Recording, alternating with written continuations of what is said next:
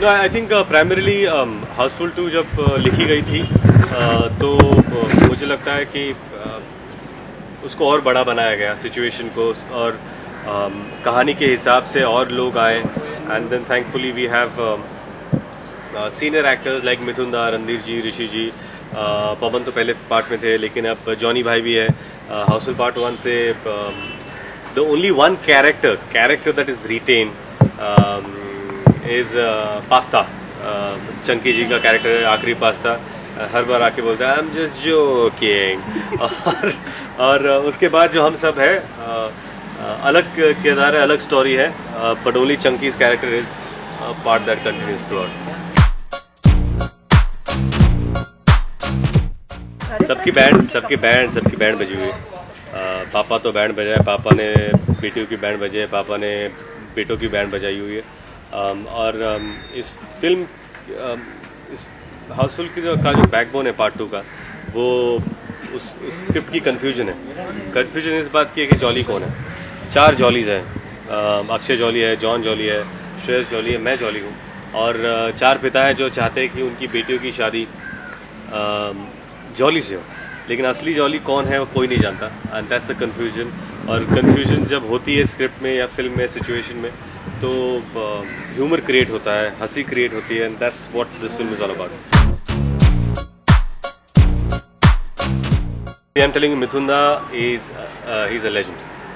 My first superstar के यार अगर मैंने किसी को आइडियलाइज किया था तो मिथुन दा थे। मैं उनकी तरफ लंबे बूट्स पहनता था, लंबे बाल बढ़ाए थे, और so it's a very big thing for me and Sajid to have work with him. Sajid की आंखों में आंसू थे जब उन्होंने पहली बार उनको जब डायरेक्ट किया था। I was emotional to just see myself and him, Mithun da in the same frame. So when Mithun da says anything about me, it's a huge compliment. मैं छुपा रुस्तम था क्योंकि मिथुन दा ने बोला मुझे कि 10 साल तक मुझे बताया नहीं तूने। दादा नहीं बताया तो तू छुपा रुस्तम है। सो फेयर ना, दादा को ना, मिथुन दादा को किसी ने ये बताया कि साजिद खान, साजिद नडियाडवाला, रितेश और अक्षय कुमार, ये चारों लोग बहुत ही शरारती हैं, आपकी कभी भी टांग खींच सकते हैं, तो कृपया इनसे दूर रहिए। तो ये मुझे नहीं पता, किसी ने बताया होगा उनको। तो मैं गया पहले दिन, मुझे लगा हाय दादा हाउ यू, ए ज़्यादा बात मत करना तू, मैं बोल रहा तेरे को, मैं सब समझता हूँ। मतलब क्या हुआ क्या, तो मैं निकल गया, क्या पता नहीं मुझे क्या हुआ है। फिर दूसरे दिन गया, दादा नाइस शर्ट, शर्ट वर्ट छोड़ा, तो ऐसा बात मत कर, मैं जानता हूँ तुम लोग क्या कर रहे हो। तो वैसे मुझे ऐसा, तो दादा ने क्या पहले ही डरा दिया हमको कि कुछ मत करो। But we used to have fun, he used to cook food, and it was just great to be part of this huge team.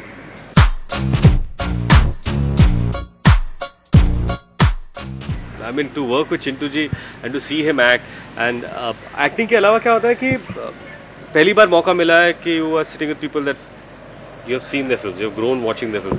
तो आप बॉबी के बारे में बात कर रहे हो, आप सागर के बारे में बात कर रहे हो, खेल में बात कर रहे हो आप, and then talking about एक में एक तू सॉन्ग और उस वक्त क्या हुआ था, और आप नसीब के बारे में बात कर रहे हैं। तो you know there are so many stories, डब्बू जी हो, चिंटू जी हैं, मिथुन दा है, तो ऑफ सेट्स ना नॉस्टैल्जिया जो एक होता है कि उस वक्त कैसा था, क्या थे, how was his father, how was the relation with his father, how did he turn director, why did he choose to become a director, how was, you know, not many people know that Dabbu ji debuted as an actor, he directed his own film at the age of 21, and he directed his father and grandfather in the same film called Kalaaj और कल, और सबको ऐसा लगता है कि वो भी राज कपूर साहब ने बनाई थी।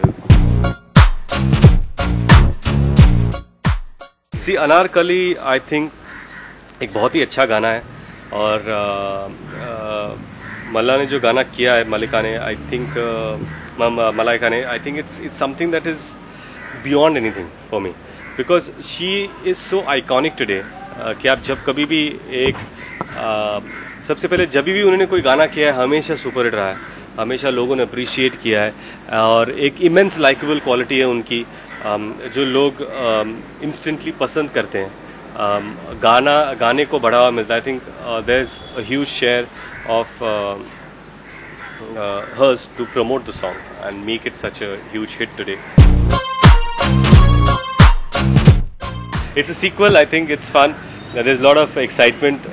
जब कहीं बाहर जाते तो गाने लोगों को पसंद है, लोग पूछ रहे हैं कब रिलीज़ हो रही है। जब ऐसा वाइब आता है तो आपको पता है कि शायद हम लोग उस मकाम तक बढ़ रहे हैं जहाँ पर एक हाउसफुल बोर्ड थिएटर के बाहर लग जाए।